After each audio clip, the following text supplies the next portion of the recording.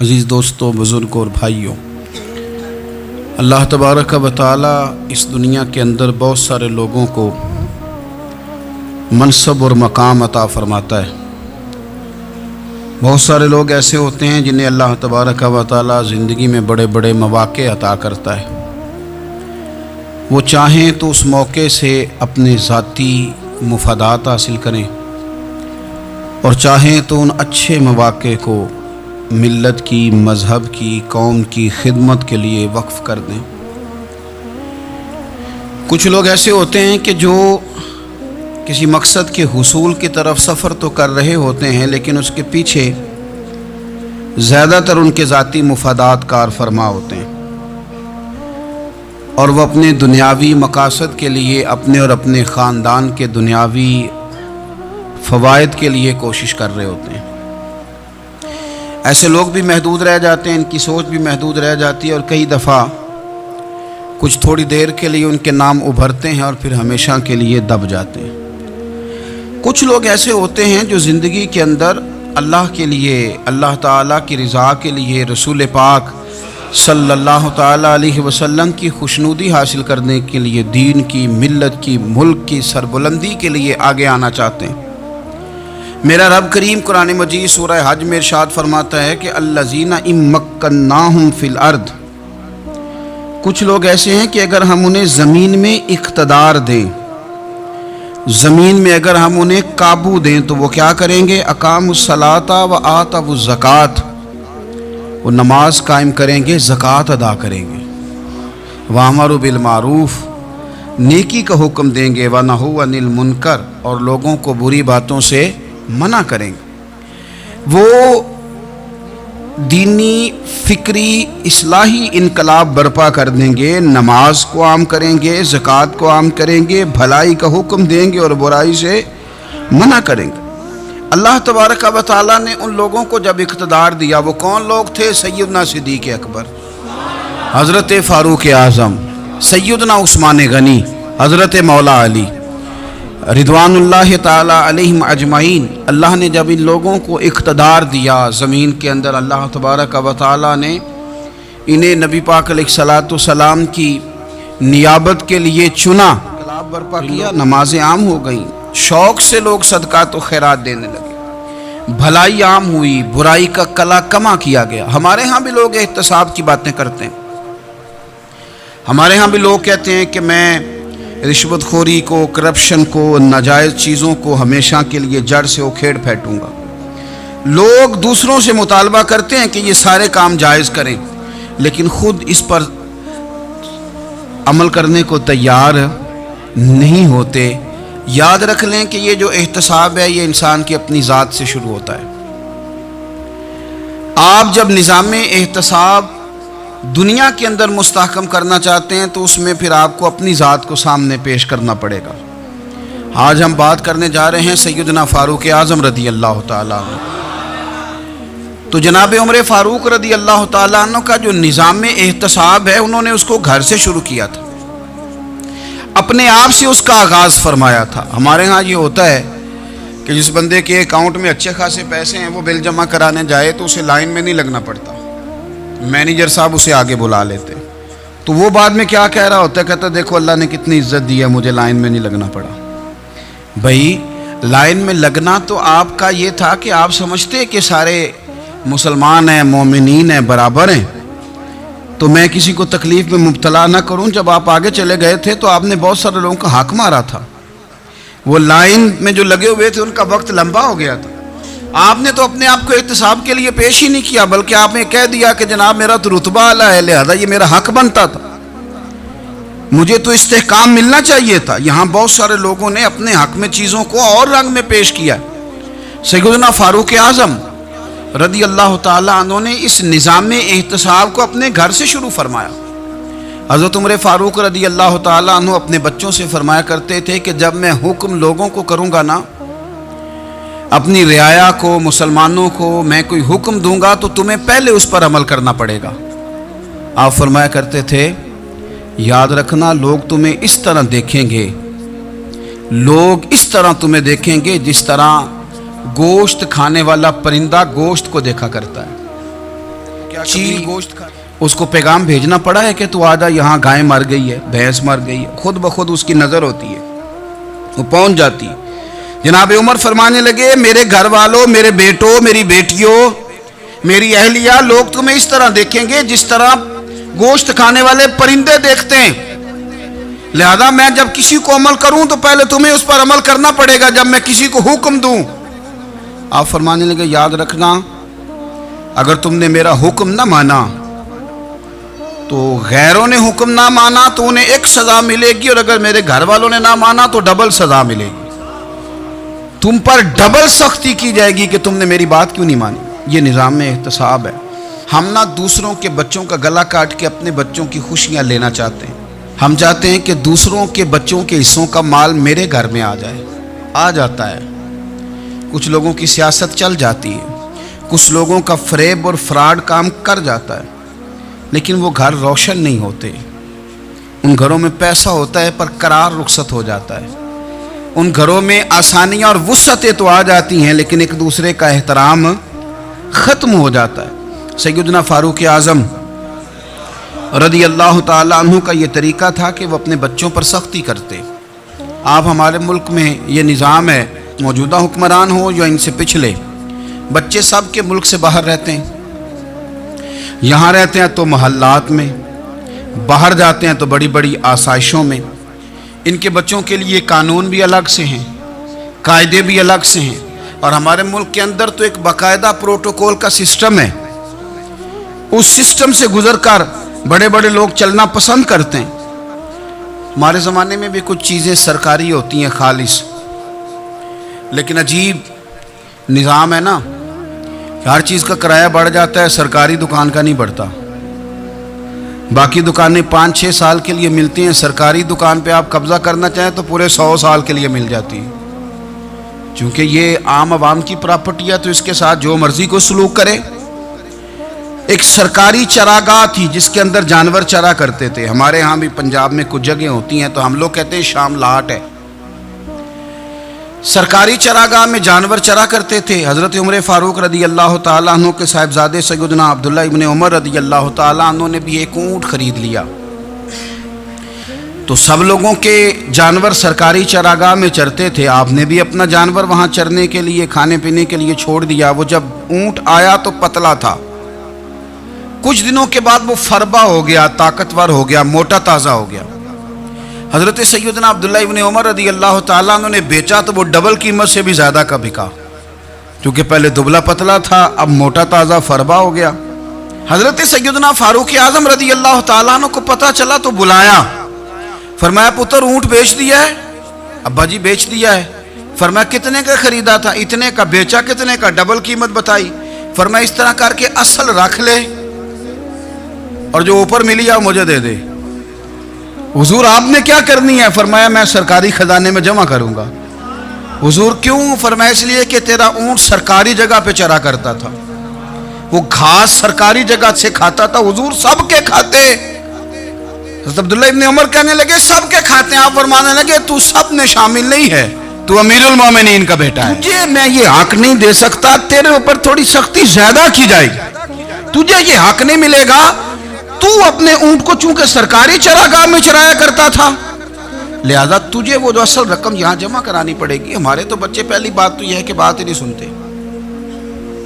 یہ سب کے بچوں کی بات کر رہا ہوں، وہ ٹیچر کے بچے ہوں، سیٹھ کے بچے ہوں، پیر کے بچے ہوں، امام صاحب کے بچے ہوں، کسی کے بچے ہوں، پہلے تو سنتے نہیں۔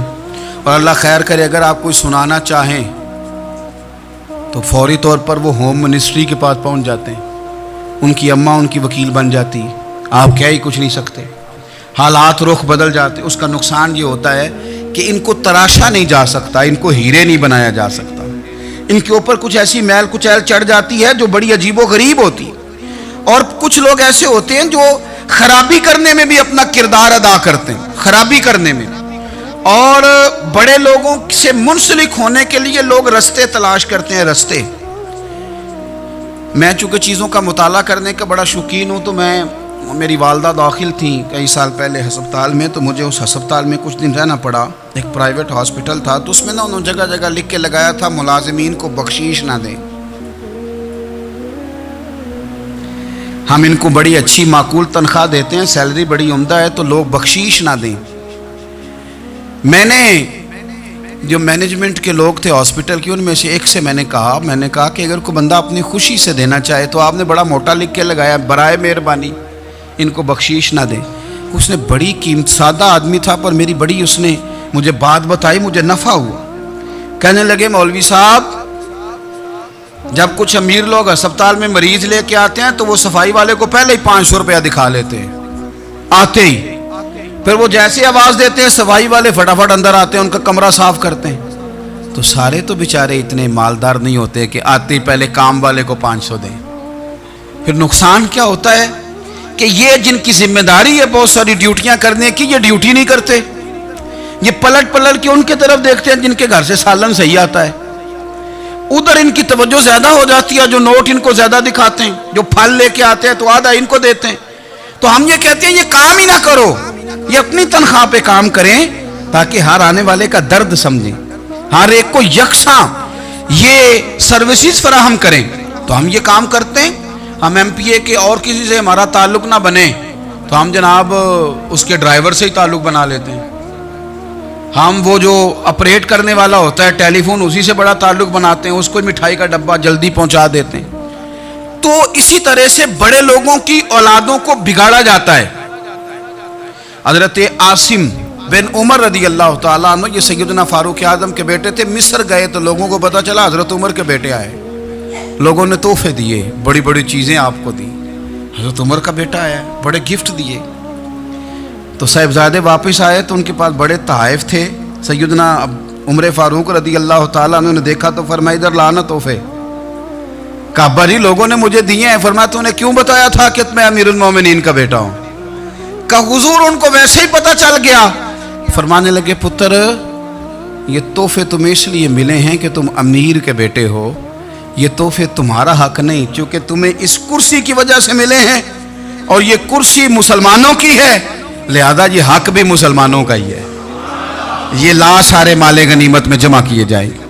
آپ اپنے گھر سے جب احتساب شروع کرتے ہیں, اپنے گھر سے, اور یہ یاد رکھیں یہ جو لوگ آتے ہیں آپ کے بچوں کو نوازنے کے لیے, یہ انہیں خراب کرتے ہیں, بگاڑ پیدا کرتے ہیں, یہ عجیب و غریب سی چیزوں میں مبتلا کر دیتے ہیں, بچوں کا نقصان ہوتا ہے کل کلام. پھر جو شاپر اچھا لے کے آئے پیر صاحب کے بچے ذرا اس سے پیار سے ملتے ہیں, نقصان ہو جاتا ہے, یہ دستے نگر ہو جاتے ہیں, یہ لوگوں کی طرف جیتے ہیں, دوسروں پہ ڈیپینڈ کرنے لگتے ہیں. حضرت ابو موسیٰ اشعری رضی اللہ تعالیٰ عنہ نے پہلے تو ایک قلین بڑا سونا تھا, تو آپ نے حضرت عمر کے گھر بھیج دیا کہ چلو ان کے گھر میں ان کی اہلیہ بچھا لیں گی. کہیں سے تحفہ آیا. پھر وہ جس کمرے میں مال غنیمت اور خزانہ رکھا جاتا تھا اس کی صفائی کر رہے تھے تو ایک دینار مل گیا. تو وہ دینار بچے سارے جا رہے تھے تو ان میں سے حضرت عمر کے ایک بیٹے کو چھوٹے کو بلایا اور بلا کے کہا پتر یہ دینار لے لو. حضرت عمر نے دیکھا کہ بیٹے کے ہاتھ میں دینار بھی ہے اور گھر میں قالین بھی ہے. ایک موقع پہ وہ قالین گیا, ایک موقع پر بچے کو ایک دینار دیا. تو حضرت عمر اپنی اہلیہ سے پوچھنے لگے یہ کہاں سے آیا قالین؟ کہا جناب ابو موسیٰ اشعری رضی اللہ تعالیٰ عنہ نے بھیجا ہے. بیٹے سے پوچھا دینار کہاں سے آیا؟ کہا مجھے انہوں نے ہی دیا ہے. آپ نے وہ دینار بھی لیا اور قالین بھی لیا اور اس کو لپیٹا اور جناب ابو موسیٰ اشعری کو بلایا اور اتنے سخت ناراض تھے. فرمانے لگے ابو موسیٰ اشعری سے کہنا میرے پاس پیدل آئے, گھوڑے پہ نہ آئے. اور جب آئے حضرت ابو موسیٰ اشعری تو جناب عمر اتنے ناراض ہوئے کہ وہ قالین لپیٹ کے تو ان کے سر پہ مار دیا.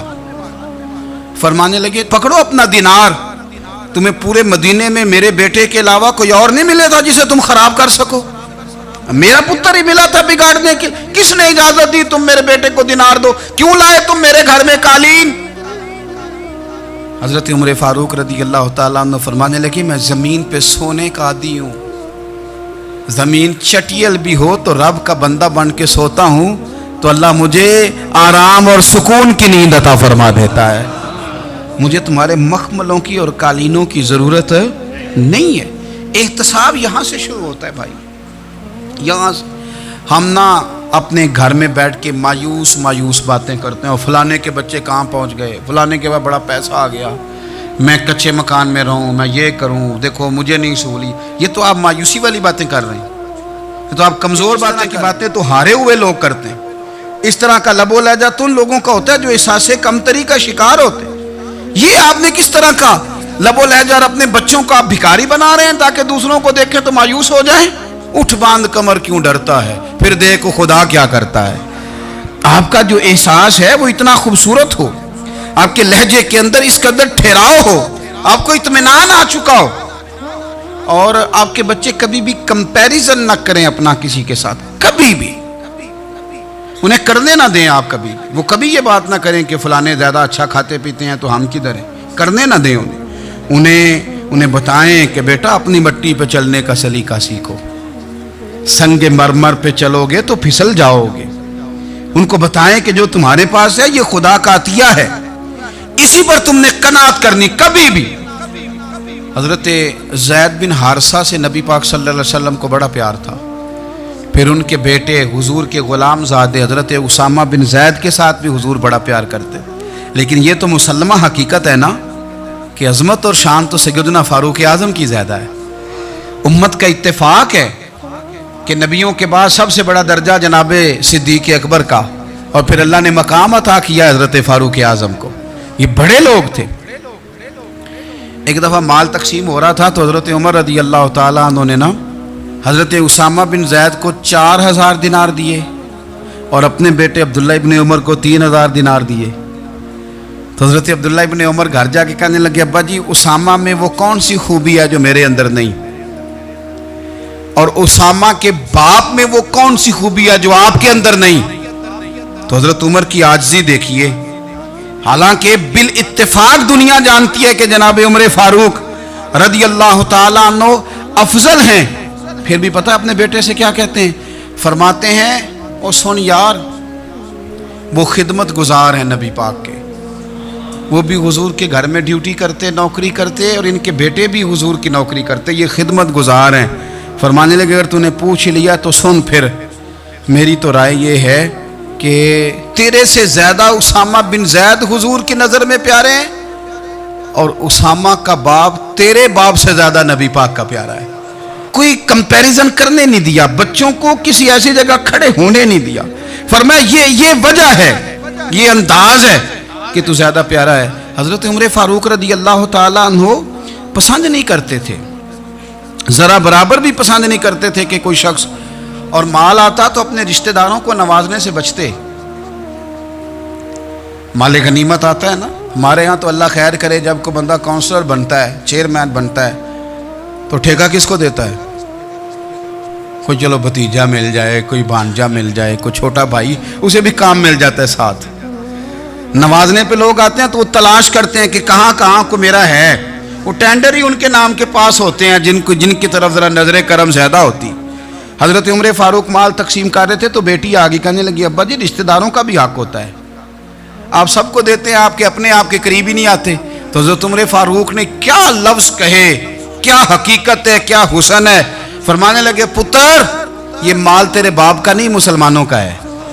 جب تیرے باپ کا ذاتی مال ہوگا تو اپنے رشتہ داروں کو دے گا، یہ مسلمانوں کا مال ہے، یہ اسی حساب سے تقسیم ہوگا جو عدل کا حساب ہے، جو ترازو ٹھیک ہے. فرمایا تو مجھے یہ مشورہ نہ دے، یہ مسلمانوں کا مال. یہاں سے نظام یہاں سے انسان آگے بڑھتا ہے، اور پھر کوئی تکلف نہیں کسی پر حضرت عمر کا، کوئی چھوٹا ہے یا بڑا ہے. حضرت ابو سفیان رضی اللہ تعالیٰ عنہ سردار رہ چکے ہیں مکے کے، بڑے آدمی، لیکن نظام احتساب میں کوئی چھوٹا بڑا نہیں ہوتا. حضرت عمر فاروق مکہ مکرمہ گئے تو لوگوں نے کہا حضور جناب ابو سفیان نے نا گلی میں پتھر رکھے اور بہت سارے لوگوں کو رستوں میں تکلیف ہو رہی ہے. تو حضرت ابو سفیان رضی اللہ تعالیٰ عنہ سے بھی لوگ کہہ دیتے تو وہ بھی اٹھا دیتے، لیکن لوگوں نے چونکہ وہ سردار تھے، بڑے تھے، تو لوگوں نے ان سے کہا نہیں. حضرت عمر جب آئے تو کہا تو جناب عمر نے پرواہ نہیں کی، خود آئے جناب ابو سفیان سے کہا یہ پتھر آپ نے رکھے؟ کہا حضور ہاں. فرمایا یہ بھی اٹھائیے، یہ بھی اٹھائیے، یہ بھی اٹھائیے. جب وہ اٹھا رہے تھے تو حضرت عمر کہہ رہے تھے شکر نہیں اللہ کا کہ عمر کہہ رہے ہیں اور ابو سفیان مانتے جا رہے ہیں. شکر نہیں، یہ نظام احتساب ہے کہ بڑا ہو یا چھوٹا ہو، اس کو یہ حق حاصل نہیں ہے کہ مسلمانوں کو وہ کسی تکلیف میں کسی بھی صورت میں مبتلا کرے، کہیں بھی کسی جگہ بھی، اس کو یہ والی اجازت نہیں۔ حضرت سیدنا عمر فاروق رضی اللہ تعالی عنہ۔ پھر ایک اور بات تھی، میں کئی دفعہ یہ بات کہتا ہوں اور مجھے ذاتی طور پر اس کا بڑا تجربہ ہے۔ کچھ لوگ نا خوشامد پسند ہو جاتے ہیں، بڑی عمدہ تعریف کرتے ہیں، اوئے ہوئے ہو پول باندھتے ہیں پورے، آپ کے پاس آئیں گے تو کہیں گے جناب آپ سے زیادہ اچھا بندہ ہی کوئی نہیں، تو وہ نا آپ سے کام نکلواتے ہیں، پھر وہ کسی دوسرے کے پاس جاتے ہیں تو اسی طرح کا رویہ وہ دوسروں کے ساتھ کرتے ہیں۔ یہ عام لوگوں میں بھی مرض ہوتا ہے، عام لوگوں میں بھی۔ اور بادشاہ ہو بندہ اگر، پھر تو اس کا دل کرتا ہے میں اگر بادشاہ سلامت ہوں تو 2-4 بندے دیہڑی پہ رکھ لوں پر میری تعریف ضرور کریں۔ پابندی ہوتی ہے، لوگ یہ کام بڑے شوق سے کرتے ہیں۔ اور شیخ سعدی فرمایا کرتے تھے لکڑی کو گھن کھا جاتی ہے اور بڑے لوگوں کو خوشامد کھا جاتی ہے خوشامد۔ حضرت عمر فاروق رضی اللہ تعالیٰ عنہ اس معاملے میں بڑے مضبوط تھے۔ ویسے مجھے اور آپ کو اچھا کون لگتا ہے؟ ہماری غلطیاں بتانے والا۔ ہمارے ایسا فرمایا کرتے تھے اپنے دشمنوں کی باتوں پر بھی غور رکھو، تمہارے دشمن تمہیں